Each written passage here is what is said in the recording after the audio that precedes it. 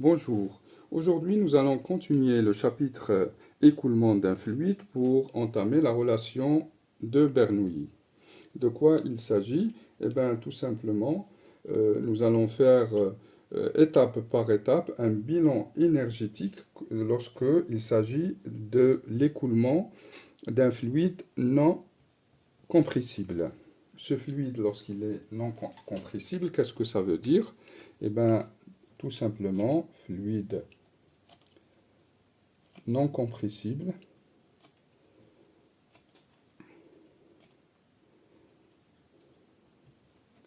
ça veut dire que ρ égale constante.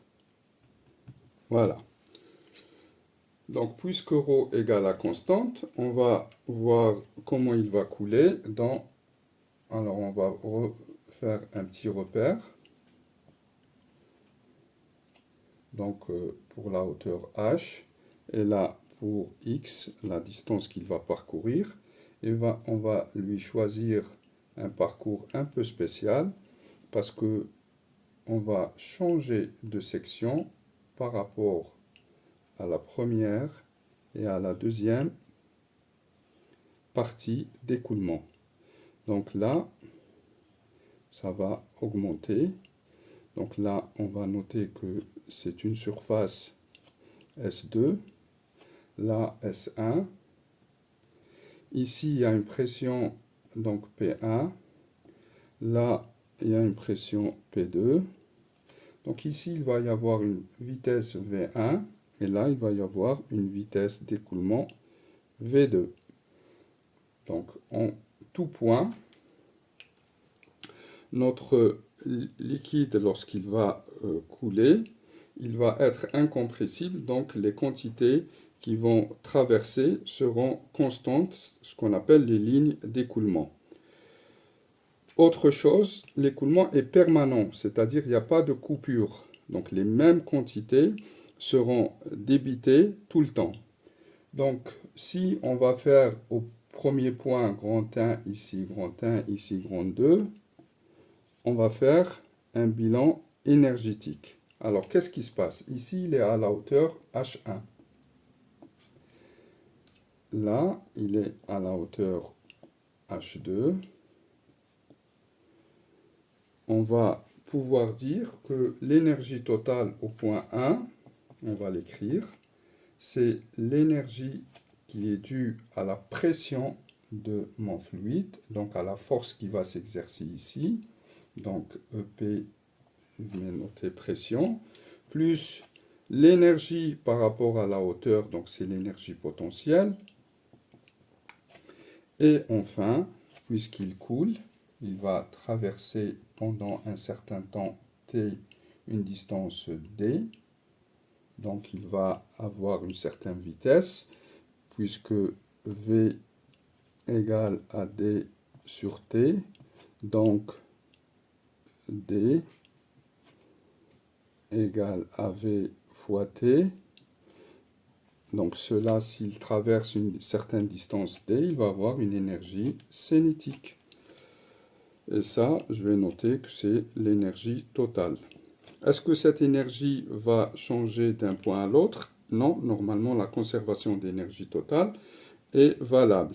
Et c'est ça que Bernoulli a utilisé. Que représente l'énergie de pression, ou bien l'énergie statique de pression? Eh bien, on va écrire qu'est-ce que ça veut dire. Énergie de pression, ce n'est autre qu'un travail, c'est la force multipliée par la distance. Donc c'est F fois D. Je vais revenir quelque part ici pour voir c'est quoi cette force. Je sais que elle est due à la pression. Donc P, je sais que c'est égal à F sur S. D'où ma force, je peux l'écrire en fonction de la pression de la surface. Donc F égale à P fois S. Tout simplement, je prends cette relation et je l'injecte ici. Et j'aurai P fois S fois D. Mais S fois D n'est autre que le volume. Donc ça sera P fois V. Mais j'ai un fluide. Donc un fluide, il a ρ constante. Donc ρ égale à sur V.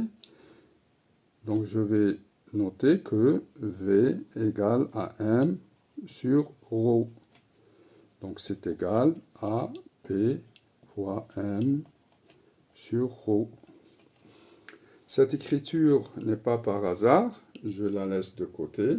Donc l'énergie de pression, je peux l'écrire, c'est P fois M sur ρ. Je peux écrire maintenant l'énergie potentielle. L'énergie potentielle.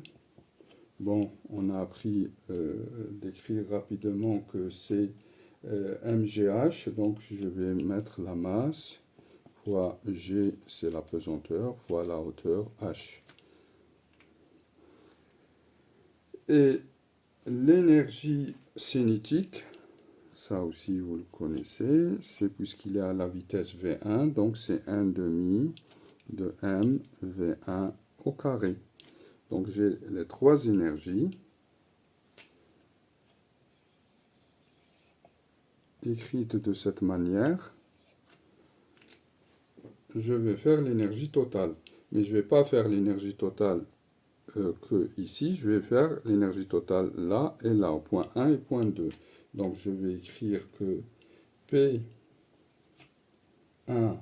puisque je suis au point 1, fois M sur ρ, ça c'est une constante, plus M fois G, c'est des constantes, ça ne change pas, fois H1, plus 1 demi de M V1 au carré, égale à P2, M sur ρ, plus mg H2, plus 1 demi de M fois V2 au carré.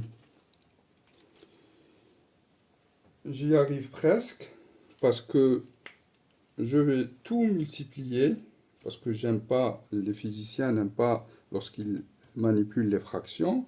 On va tout multiplier, les deux membres. Si on multiplie les deux membres d'une égalité par le même nombre, l'égalité ne change pas. Donc on va tout multiplier par ρ sur m. Là et là. Et qu'est-ce qu'on va trouver? Bon, là quand je multiplie par ρ, ça se simplifie, ça se simplifie. Je vais trouver P1 plus multiplié par ρ sur m, donc m se simplifie, donc plus ρ, ça commence à ressembler à ce que je cherchais, plus 1 demi de ρ fois V1 au carré, égale à P2 plus ρ fois G fois H2 plus 1 demi de V2 fois ρ fois V2 au carré.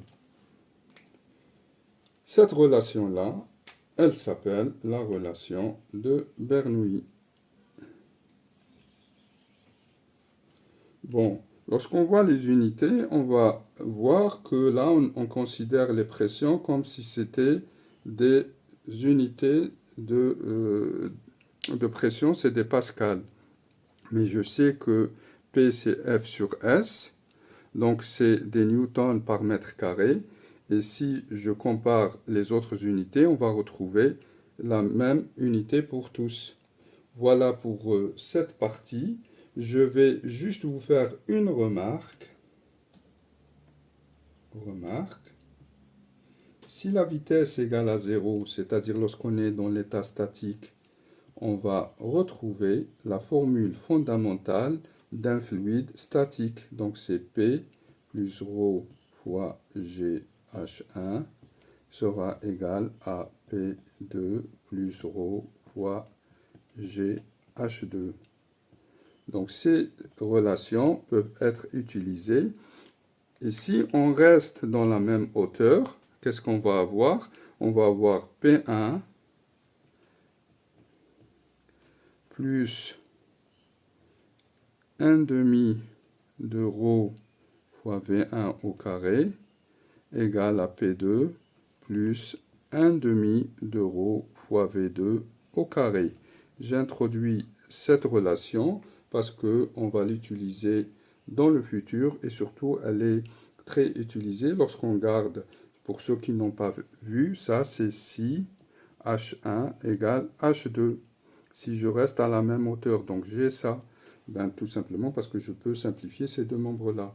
Là, on peut dire que la relation de Bernoulli n'est autre qu'une relation générale d'un fluide non compressible, soit qu'il circule et soit qu'il est statique. Merci pour votre attention, et ben on verra bientôt les exercices. À bientôt.